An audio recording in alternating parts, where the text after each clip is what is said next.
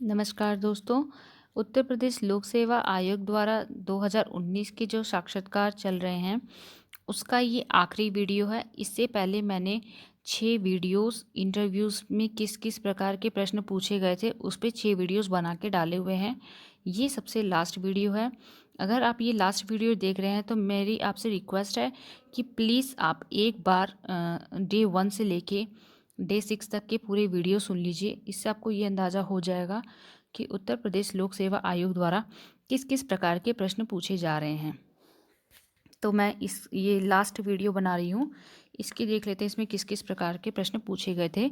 Last day 4 फरवरी 2021 को last interview था। तो सबसे पहला प्रश्न पूछा गया था, भारत की ग्लोबल हंगर इंडेक्स में क्या रैंक है?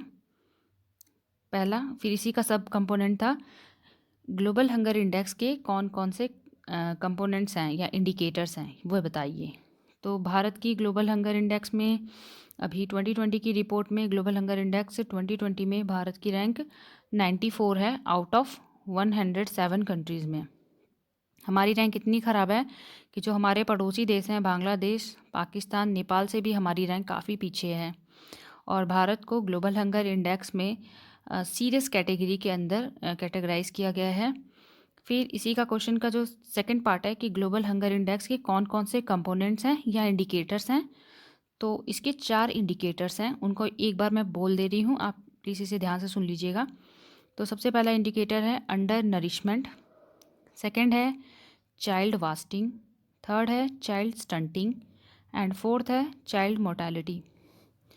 फिर नेक्स्ट क्वेश्चन पूछा गया था कि जापानी इंसेफेलाइटिस के बारे में बताइए। इसके संबंध में उत्तर प्रदेश सरकार या केंद्र सरकार द्वारा क्या क्या प्रयास किए गए हैं उसके बारे में बताइए। नेक्स्ट क्वेश्चन था कंज्यूमर प्राइस इंडेक्स, जिसे हिंदी में उपभोक्ता मूल्य सूचकांक कहते हैं। कंज्यूमर प्राइस इंडेक्स के बारे में बताइए, यह कैसे होलसेल प्राइस इंडेक्स से अलग है। तो होलसेल प्राइस इंडेक्स को हिंदी में थोक मूल्य सूचकांक कहा जाता है। तो थोक मूल्य सूचकांक और उपभोक्ता मूल्य सूचकांक के बारे में पूछा गया था और इनका डिफरेंस बिटवीन भी पूछा गया था कि कंज्यूमर प्राइस इंडेक्स और होलसेल प्राइस इंडेक्स में क्या डिफरेंस है। नेक्स्ट क्वेश्चन था राज्य सूची, समवर्ती सूची एवं केंद्र सूची बताइए। फिर इसी का एक सब कंपोनेंट था समवर्ती सूची और राज्य सूची में अंतर बताइए। नेक्स्ट क्वेश्चन है संघ या जिसे हम केंद्र सूची भी कहते हैं, केंद्र सूची के विषय बताइए। अगर फिर इसी में सब क्वेश्चन पूछा गया था कि कृषि किसके अंतर्गत आता है। जैसे आप सबको पता है कि कृषि जो है वो राज्य का विषय है।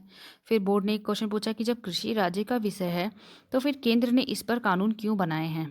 तो काफ़ी टिपिकल सा क्वेश्चन पूछ दिया था कि अगर कृषि राज्य का विषय है तो फिर केंद्र को क्या अधिकार है कि उसने इस पर कानून बनाए हैं। नेक्स्ट है फिर जियो स्टेशनरी सैटेलाइट्स क्या हैं, ये साइंस से रिलेटेड क्वेश्चन है। इसे जियो स्टेशनरी क्यों बोलते हैं और इसकी ऊंचाई कितनी है। तो जियो स्टेशनरी सैटेलाइट्स की ऊंचाई पूछी थी। नेक्स्ट क्वेश्चन है राजा राम मोहन राय के योगदान के बारे में बताइए। फिर इसी तरह हिस्ट्री का एक नेक्स्ट क्वेश्चन था दयानंद सरस्वती के बारे में बताइए तथा उनके योगदान के दयानंद सरस्वती के बारे में बताइए तथा उनके योगदान के बारे में विस्तार से बताइए। फिर इन्हीं दोनों लोगों का डिफरेंस बिटवीन पूछ लिया गया था कि राजा राम मोहन राय और दयानंद सरस्वती की विचारधाराओं में क्या भिन्नता है उसे बताइए विस्तार से।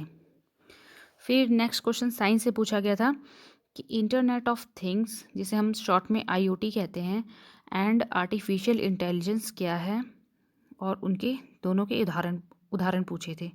यानी आपको उदाहरण के साथ इंटरनेट ऑफ थिंग्स और आर्टिफिशियल इंटेलिजेंस के बारे में बताना था। नेक्स्ट क्वेश्चन पूछा था कि केंद्रीय चुनाव आयोग और राज्य चुनाव आयोग को किन किन अनुच्छेदों में बताया गया है तथा इनके कार्यों में किस प्रकार का अंतर है।